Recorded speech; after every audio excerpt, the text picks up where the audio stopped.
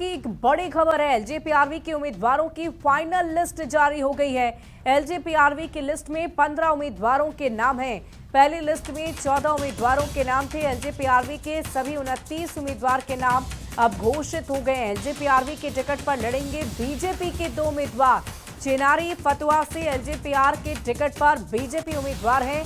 List में 6 महिलाओं को जगह दी गई है। चिराग की पार्टी से सबसे ज्यादा 5 राजपूतों को टिकट दिया गया है। बड़ी खबर आपको बता रहे हैं। देखिए, चिराग पासवान की पार्टी एलजेपीआरवी से जुड़ी हुई बड़ी जानकारी आ रही है। पहली लिस्ट में 14 नाम थे। सभी 29 उम्मीदवारों के नाम अब घोषित कर दिए गए।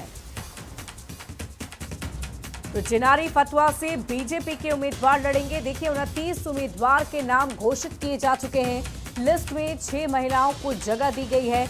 एलजेपीआरवी में 5 राजपूतों को टिकट दिया गया है। बड़ी जानकारी आप तक पहुंचा रहे हैं।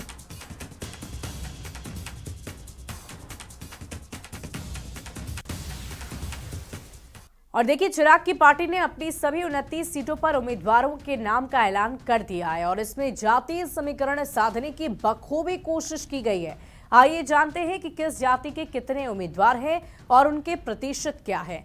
तो चलिए, राजपूत जाति की अगर हम बात करें तो इसके 5 उम्मीदवार 29 नामों में से है, यानी 17.24% उम्मीदवार राजपूत जाति के हैं। भूमिहार जाति की बात की जाए तो 4 उम्मीदवार भूमिहार जाति से बनाए गए हैं, जिनकी प्रतिशत की बात की जाए तो 13.79% प्रतिनिधित्व मिला है। अब बात करते हैं ब्राह्मण जाति की।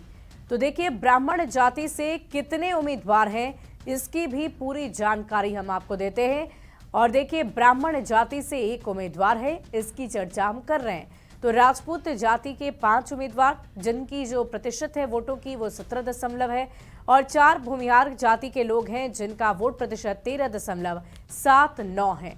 इसके अलावा ब्राह्मण जाति की हम बात कर रहे थे, तो ब्राह्मण जाति का जो प्रतिनिधित्व मिला है वो 1 है, उम्मीदवार 1 है, और 3.44% टिकट ब्राह्मण जाति के उम्मीदवारों को दिया गया है। यादव जाति की बात करें तो 5 उम्मीदवार, 17.24% वोट। वैश्य जाति से 4 उम्मीदवार, यानी कुल उम्मीदवारों की संख्या 13.79% है।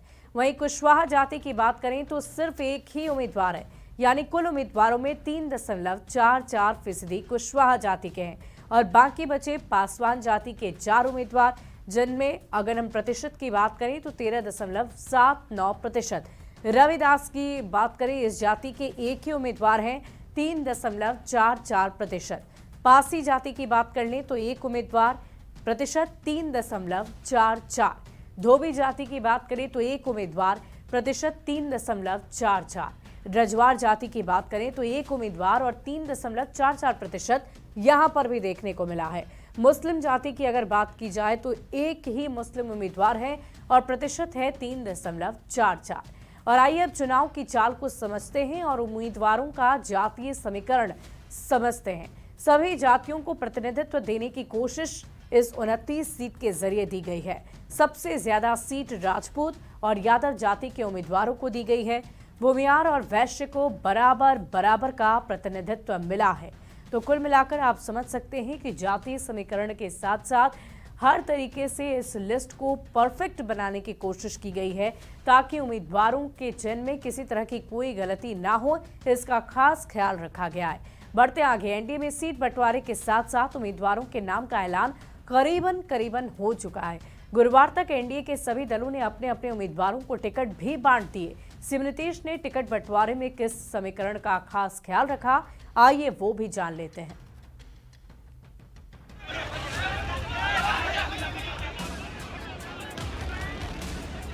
बिहार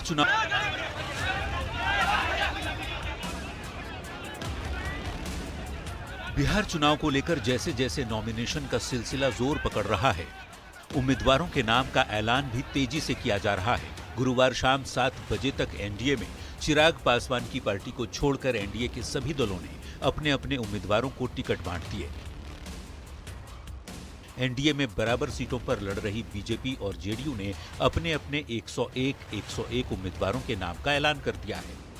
एनडीए के सहयोगियों की बात करें तो उपेंद्र कुशवाहा की आरएलएम और केंद्रीय मंत्री जीतन राम मांझी के हम ने 6 प्रत्याशियों के नाम की घोषणा कर दी है। पासवान ने एलजेपी-आरवी की सभी 29 सीटों पर कैंडिडेट को सिंबल दे दिया है। टिकट बंटवारे में नीतीश कुमार की पार्टी जेडीयू ने अपनी पारंपरिक सोशल इंजीनियरिंग का खास ख्याल रखा है। करीब 15 साल पहले 2010 में मुख्यमंत्री नीतीश कुमार ने गैर यादव ओबीसी यानी लवकुश अति पिछड़े और गैर पासवान महादलित साथ ही पसमानदा यानी पिछड़े मुसलमानों को साथ लेकर एक मजबूत सामाजिक गठजोड़ तैयार किया था। यही वो सबसे बड़ी राजनीतिक पूंजी है जिसने नीतीश को बिहार की राजनीति में अपराजेय बना दिया। सीटों के चयन में भी नीतीश अपनी उसी सोशल इंजीनियरिंग को ध्यान में रखते हैं जो उनके राजनीतिक अस्तित्व की सबसे बड़ी पहचान बन चुकी है। देखना है ये रणनीति इस बार के चुनाव में क्या कमाल दिखाती है। Bureau report, news 18। और देखिए, बिहार में चुनाव हो और जातियों की बात ना हो, ऐसा हो कैसे सकता है। ऐसे में सबसे पहले समझना ये जरूरी है कि नीतीश कुमार की पार्टी ने जो सीटों का बंटवारा किया है उसमें किस जाति के कितने उम्मीदवार हैं और कुल उम्मीदवारों में उनका प्रतिशत कितना है। तो चलिए एक एक कर आपको बताते हैं। भूमिहार 9 उम्मीदवार बनाए गए हैं। भूमिहार जाति से उम्मीदवार के प्रतिशत की बात की जाए तो 8.91%। राजपूत 10 बनाए गए हैं उम्मीदवार, 9.90%। अब ब्राह्मण जाति की बात करें तो 2 उम्मीदवार बनाए गए जिनका प्रतिशत है 1.98। कायस्थ जाति से 1 उम्मीदवार बनाए गए जिनका प्रतिशत है 0.99। कुशवाहा जाति की अब बात करते हैं जिसके लिए जेडीयू जानी जाती है। 13 उम्मीदवार हैं, 12.87%। कुर्मी जाति की अगर बात की जाए तो 12 उम्मीदवार हैं, 11.88%। यादव जाति की बात करें तो 8 उम्मीदवार बनाए गए हैं और इनका प्रतिशत है 7.92। धानुक जाति की बात करें तो 8 उम्मीदवार और इनका प्रतिशत है 7.92। अब मल्लाह जाति की बात कर लेते हैं। 3 उम्मीदवार बनाए गए हैं और इनका प्रतिशत है 297। गंगौता जाति की बात करें तो 2 उम्मीदवार बनाए गए हैं और इनका प्रतिशत है 1.98। कामत जाति की बात की जाए तो 2 उम्मीदवार बनाए गए हैं, इनका प्रतिशत है 1.98। चंद्रवंशी जाति की बात करें तो 2 उम्मीदवार बनाए गए हैं, 1.98 इनका भी प्रतिशत है। वहीं तेली जाति की बात की जाए तो 2 उम्मीदवार हैं, 1.98%। कलवार जाति की बात करें तो 2 उम्मीदवार हैं, 1.98%। कानू जाति की बात करें तो 1, धोबी की 1 और दोनों का प्रतिशत है 0.99। अब मूसहर यानी कि मांझी जाति की बात कर लेते हैं। 5 उम्मीदवार बनाए गए हैं, 4.95% इनका प्रतिशत है। रविदास जाति की बात कर लें तो 5 उम्मीदवार बनाए गए और इनका प्रतिशत है 4.95। पासी जाति की बात करें तो 2 उम्मीदवार हैं और इनका वोट प्रतिशत है 1.98। पासवान जाति की बात करें तो 0.99% इनका प्रतिशत बताया जा रहा है। और अगर सामाजिक समीकरणों को देखा जाए तो ये स्पष्ट पता चलता है कि सवर्णों को 22 उम्मीदवार बनाए गए हैं, प्रतिनिधित्व 21.78 है। पिछड़े से 37 हैं उम्मीदवार जिनका प्रतिनिधित्व है 36.63। अति पिछड़ा 22 उम्मीदवार बनाए गए हैं, प्रतिनिधित्व है 21.78। SC ST से 16 उम्मीदवार हैं, प्रतिनिधित्व है 15.84 और मुस्लिम से हैं 4 उम्मीदवार और इनका प्रतिनिधित्व है 3.96। तो आपको हमने समझा दिया कि किस जाति से कितने उम्मीदवार बनाए गए हैं। और आइए अब चुनाव की चाल में समझने वाली बात यह है कि 2010 से नीतीश कुमार के सोशल इंजीनियरिंग की चर्चा हमेशा होती रही है। गैर यादव ओबीसी के सहारे आरजेडी को सत्ता से बाहर किया गया। लवकुश समीकरण को साधकर सत्ता की कुर्सी तक पहुंचे बिहार के मुख्यमंत्री नीतीश कुमार। अति पिछड़े वर्ग पर हमेशा से नीतीश ने फोकस किया है। महादलित और पसमानदा मुसलमानों को मिलाकर एक सामाजिक गठजोड़ बनाया और इसी के सहारे अपनी नैया पार लगा ली। अब जरा सीट बंटवारे में बीजेपी ने जाति और सामाजिक समीकरण का कैसे ख्याल रखा है उसको भी आपको समझा देते हैं। देखिए, सवर्ण से 49 उम्मीदवारों को उतारा गया, उच्च जाति के लोगों को, जिनमें और अगर हम प्रतिनिधित्व की बात करें तो 48.51% रहा। पिछड़ी जाति से बीजेपी ने 24 उम्मीदवारों को तैयार किया और उन्हें चुनावी रणभूमि में उतारा, जिनका प्रतिनिधित्व है 23.76%। अति पिछड़ा 16 उम्मीदवार बनाए गए, उनका प्रतिनिधित्व रहा 15.84%। SC/ST से 12 उम्मीदवार बनाए गए और इनका प्रतिनिधित्व रहा 11.88%।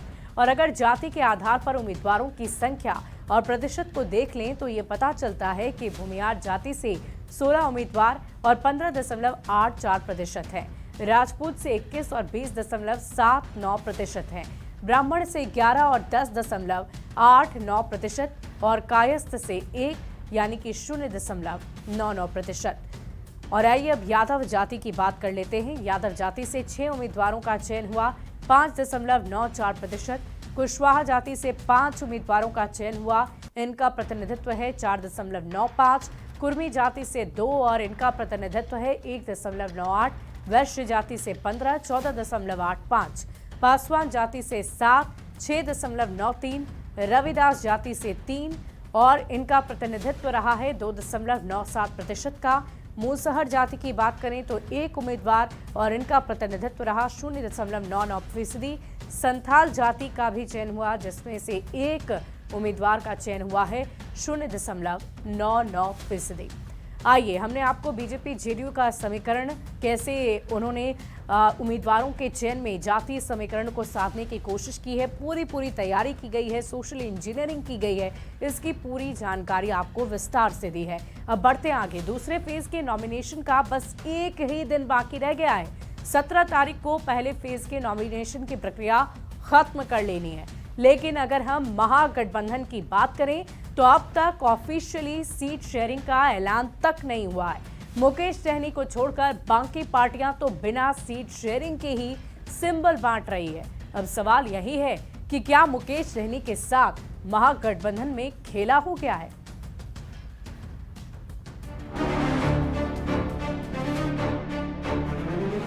कोई कंफ्यूजन नहीं होता। कई बार जरूर होता है कि सबको अपनी अपनी बात रखने का लिए समय चाहिए होता है, तो चर्चा में समय लगता है, बस उतना ही समय लग रहा है जितना चर्चा में लगता है। एक तरफ एनडीए में सीटों के बंटवारे के साथ साथ सभी सीटों पर उम्मीदवारों के नाम का ऐलान हो गया है, तो दूसरी ओर महागठबंधन में चेहरा तो छोड़ दीजिए, सीट शेयरिंग की गांठ भी अब तक नहीं सुलझ पाई है। पिछला बार के तरह इस बार भी खंजर न भोंक दे। कौन? तेजस्वी यादव। सबसे खराब स्थिति तो वीआईपी के मुकेश सहनी की है, जो सीटों पर सहमति के इंतजार में बैठे हुए हैं और सहयोगी आरजेडी, कांग्रेस और लेफ्ट की पार्टियां धड़ाधड़ सिंबल बांट रही हैं। महागठबंधन में प्रत्याशियों को लगातार सिंबल दिए जाने के बाद वीआईपी के कार्यकर्ताओं का धैर्य अब टूटता जा रहा है। सबका नॉमिनेशन हो गया, यहाँ पर हम लोग इंतजार कर रहे हैं, 8-10 दिन से यहाँ बैठे हुए हैं। रोज आज सोच रहे हैं कि क्लियर होगा, कल क्लियर होगा। गुरुवार को एक नहीं बल्कि 3-3, 4-4 बार होटल मौर्या में प्रेस कॉन्फ्रेंस को टाला गया। कभी इस बात की चर्चा चली कि राहुल गांधी ने मुकेश सहनी से बात की है, तो कभी ये खबर आई कि आरजेडी ने 12 से 14 सीटों की पेशकश की है। इससे नाराज वीआईपी के कार्यकर्ताओं ने तेजस्वी यादव और कांग्रेस पर मुकेश सहनी को धोखा देने का आरोप लगाते हुए चुनाव में सबक सिखाने की चेतावनी दी है। अब की बार या तो नैया पार होगा न तो नैया डुबा देंगे। नैया डुबा देंगे? एकदम डुबा देंगे। किसकी नैया डुबा देंगे? महागठबंधन के नैया डुबा देंगे, अगर नहीं हम लोग के सम्मानजनक सीट डिप्टी सीएम घोषणा किया तो। पहले फेज के नॉमिनेशन में अब महज एक दिन का समय बाकी है, लेकिन अब तक सीटों पर महागठबंधन के अंदर का झगड़ा सुलझ ही नहीं पाया है। ऐसे में सवाल है कि क्या सीटों को लेकर कंफ्यूज्ड महागठबंधन के दल एकजुट एनडीए का मुकाबला चुनाव में कर पाएंगे? न्यूज 18 के लिए पटना से संजय कुमार और रजनीश कुमार के साथ ब्यूरो रिपोर्ट। और देखिए, महागठबंधन में सीट शेयरिंग का पेच समझने से पहले ये आपके लिए जानना जरूरी है कि अब तक किस पार्टी ने कितने उम्मीदवारों को सिंबल का वितरण किया है, सिंबल बांटे हैं। तो समझिए, गुरुवार की शाम तक आरजेडी ने 45 उम्मीदवारों को सिंबल दे दिया था। कांग्रेस ने 23 उम्मीदवार को सिंबल बांटा, जबकि लेफ्ट पार्टियों ने लगभग 24 उम्मीदवारों के नाम का ऐलान कर दिया है। एकमात्र और सिर्फ मुकेश सहनी की पार्टी वीआईपी यानी कि विकासशील इंसान पार्टी जिसने अब तक किसी भी उम्मीदवार को सिंबल बांटा ही नहीं है। अब चुनाव की चाल को समझिए। महागठबंधन में सीट शेयरिंग का ऐलान क्यों नहीं? गठबंधन के दलों में आपसी सामंजस्य की कमी है। ये एक दूसरे को समझने में कहीं ना कहीं जरूर कमी कर रहे हैं। आरजेडी सबसे ज्यादा सीटों पर लड़ना चाहता है। कांग्रेस अब खुद को मजबूत समझ रही है और कांग्रेस को आरजेडी की बैसाखी नहीं चाहिए।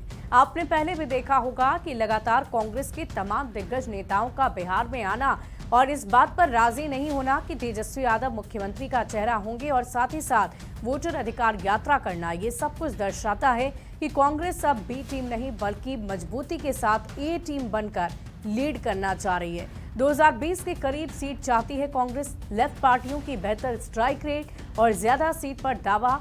मुकेश सहनी को डिप्टी सीएम का पद चाहिए। बार बार उन्होंने इस बात को दोहराया है और बाकी सहयोगी सहनी की मांग से अब तक सहमत ही नहीं है। अब सवाल है कि गठबंधन की तैयारी में जिसका पलड़ा भारी, महागठबंधन में अनबन, कब तक डील डन? ये सवाल हम इसलिए कर रहे हैं क्योंकि महागठबंधन में ये कंफ्यूजन आखिर कैसे मुकाबला करेगा एनडीए का, जहां सब कुछ ठीक है, सब कुछ अच्छा चल रहा है।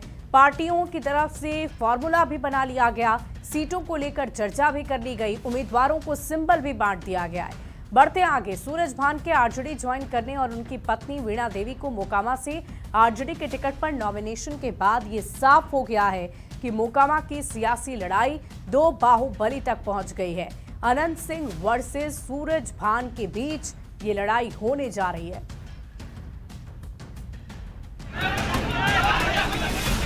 इन तस्वीरों को देखिए। पहली तस्वीर बुधवार रात की है, जब कुछ ही घंटे पहले पशुपति पारस की आरएलजेपी से रिजाइन करने वाले पूर्व सांसद सूरज भान तेजस्वी यादव से मिले, आरजेडी की सदस्यता ली और फिर उसके अगले ही दिन सूरज भान की पत्नी वीणा देवी ने आरजेडी का सिंबल लेकर मोकामा सीट से नॉमिनेशन कर दिया। ऐसे में मोकामा की लड़ाई बेहद दिलचस्प हो गई है और इस तस्वीर के सामने आने के बाद ये साफ हो गया कि मोकामा में कहने को तो कागज पर मुख्य मुकाबला जेडीयू के अनंत सिंह और आरजेडी उम्मीदवार वीणा देवी के बीच ही होने जा रहा है, लेकिन जमीन पर असली लड़ाई भूमिहार जाति के दो बाहुबलियों के बीच होगी और ये बाहुबली हैं छोटे सरकार के नाम से चर्चित अनंत सिंह और सूरजभान सिंह के बीच। अनंत सिंह पहले ही कह चुके हैं कि मोकामा में उनकी लड़ाई किसी से नहीं है। अब आरजेडी की टिकट पर मोकामा सीट से चुनावी मैदान में उतरी सूरजभान की पत्नी वीणा देवी भी यही बात दोहरा रही। वो तो बाद में पता चलेगा, अभी कुछ नहीं बोल रहे हैं। चुनौती कितनी बड़ी रहेगी मैडम? कुछ भी नहीं है। मोकामा मेरा ससुराल है, मेरा अपना घर है, मेरा अपना परिवार है, सब। 2005 से लेकर अब तक मोकामा सीट पर अनंत सिंह का सीधा प्रभाव रहा है, या तो वो जीते हैं या उनकी पत्नी। आरजेडी ने दूसरे बाहुबली सूरजभान के जरिए मोकामा में अनंत सिंह के वर्चस्व को तोड़ने की कोशिश की। सूरजभान ने साल 2000 में अनंत सिंह के भाई और तत्कालीन मंत्री दिलीप सिंह को हराया था, लेकिन 2005 के बाद से मोकामा की तस्वीर बदली है और अनंत सिंह अजेय साबित होते रहे हैं। देखना होगा इस बार भी सूरजभान उनके तिलिस्म को तोड़ पाते हैं या नहीं। न्यूज़ 18 के लिए बाढ़ से अनिरुद्ध के साथ ब्यूरो रिपोर्ट। और हमारे इस स्पेशल बुलेटिन में अभी के लिए बस इतना ही। आप बने रहे न्यूज़ 18 बिहार झारखंड के साथ।